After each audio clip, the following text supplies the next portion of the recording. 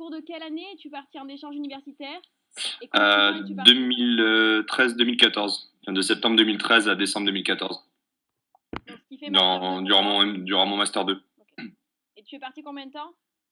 De septembre à décembre, 4 mois et demi à peu près. Ok. Pourquoi as-tu choisi de partir en échange universitaire et plus particulièrement pourquoi cet établissement? Tout d'abord, c'est dans le but de réaliser l'échange universitaire, l'expérience internationale pour valider mon diplôme en grande école. Après, pour partir en Finlande, parce que le système éducatif, c'est un des meilleurs d'Europe et c'était une occasion de découvrir les pays nordiques. Donc, vu que j'irais pas en vacances, je pense que c'était aussi une belle occasion de découvrir une nouvelle culture et un nouveau pays. Ok. Quelles sont les conditions requises pour intégrer cette école au niveau TOEFL, niveau scolaire? Alors, niveau TOEFL, il faut avoir passé le TOEFL IBT, il faut un minimum de 88, il me semble. Et après, niveau universitaire, après, ça dépend en fait du classement et des notes. Je sais pas exactement quelle moyenne il fallait avoir, mais j'avais un peu plus de 13,5 de moyenne, donc je pense que il faut avoir dans ces eaux-là environ. Ok. Quels sont les documents administratifs nécessaires pour intégrer l'école?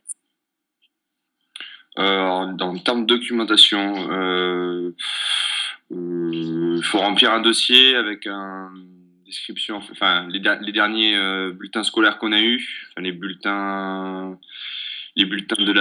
de Roman Management et aussi une lettre de motivation. C'était les principaux documents qu'il fallait fournir. Ok. Sinon rien de particulier. Ok. Bon, là, on va passer à l'environnement scolaire. Concernant les cours, est-ce qu'il y avait un large choix? Alors les choix c'était un peu compliqué parce que c'était des cours à la carte. Donc le problème c'est que les cours se chevauchaient, donc on pouvait pas forcément choisir les cours que l'on désirait. Donc il faut faire attention en début de trimestre pour bien choisir ses cours, pour pas que les cours se chevauchent. Donc moi dans mon cas j'avais raté la première semaine en fait où on expliquait comment choisir ses cours, etc. Donc ça a été un peu compliqué, mais en général si on rate pas la première semaine où il y a toutes les explications, etc. Ben, tout se passe bien, on peut choisir à peu près tous les cours que l'on désire. Est-ce que le niveau des cours était élevé et est-ce que le fait d'avoir eu les cours en anglais était compliqué pour toi? Alors, les cours en anglais, c'était pas extrêmement difficile. Enfin, ça changeait pas énormément parce que j'avais travaillé à l'étranger pendant 9 mois avant, donc c'était pas forcément un problème. Après, le niveau des cours, ils étaient assez élevés. Enfin, j'avais pris beaucoup de cours de finance, donc pour me spécialiser en finance de marché. Donc le niveau des cours était assez élevé. Mais c'était extrêmement intéressant. Les intervenants étaient de très grande qualité et très bien expliqués, enfin, avec une pédagogie, enfin, des pays du Nord, des pays scandinaves. Donc c'était très intéressant, avec beaucoup de participation. Donc niveau élevé, mais très intéressant. Ok. En moyenne, combien d'heures de cours tu avais par semaine et est-ce que la charge de travail était importante? Alors en termes d'heures de cours, c'était pas énorme, ça devait tourner autour de 12-13 heures. Après, en termes de charge de travail personnel, c'était assez élevé parce que dans les pays scandinaves, la charge de travail est assez conséquente. Donc ça allait de 15 heures à 20 heures ou un peu plus en termes de travail personnel, Ok. ce qui privilégie beaucoup le travail personnel et pas le travail en classe. D'accord. Est-ce qu'il y a une différence de niveau par rapport à Kedge?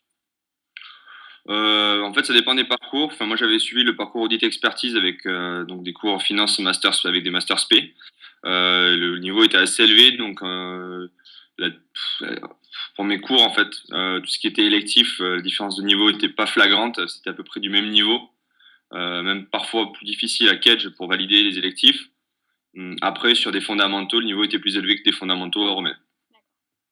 Est-ce que les profs étaient facilement accessibles pour poser des questions sur les cours ou sur d'autres sujets? Oui, alors les profs sont très impliqués. En Finlande, et à Vasa surtout notamment, ils répondent très facilement aux questions, restent après les cours ou durant la pause. Ils sont vraiment là pour aider, donc c'est très intéressant. Il y a un vrai dialogue avec eux. D'accord. Est-ce que tu sais combien d'électifs tu peux valider au cours de ce semestre? Alors maximum, il me semble que c'était, on peut au minimum c'est 6 électifs, il me semble, 6 électifs. D'accord. Donc là, on va passer à l'environnement étudiant. Est-ce que tu as ressenti le mal du pays? Et si oui, est-ce que ça s'est estompé avec le temps?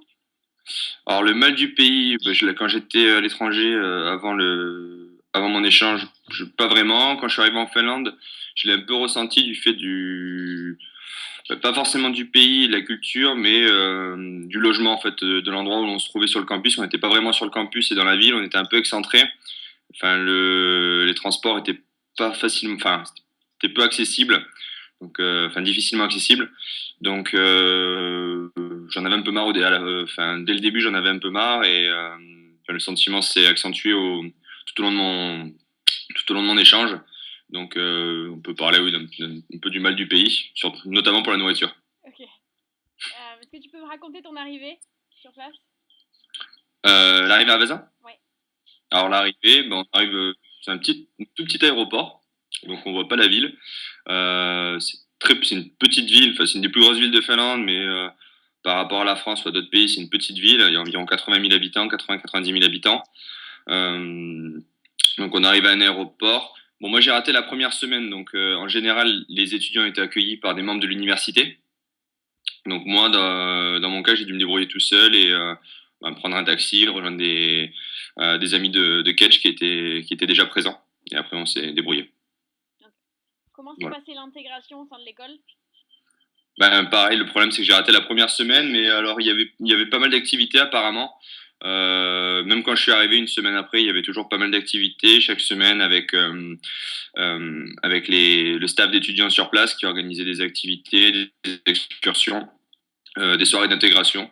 Donc non, en termes d'intégration, c'était très intéressant et enfin, l'université et les étudiants sur place facilitaient vraiment cette intégration. Est-ce que tu sais s'il est possible de faire partie d'une asso au sein de l'école? Ou même d'effectuer un proact? Alors à Vaza, on peut pas s'intégrer dans une association. Enfin, il n'y a pas vraiment d'association ouverte aux étudiants étrangers. En revanche, il y a des exemples de petits boulots qui sont ouverts à des étrangers. On peut donner des cours de français, participer à des cours de français pour aider les étudiants sur place.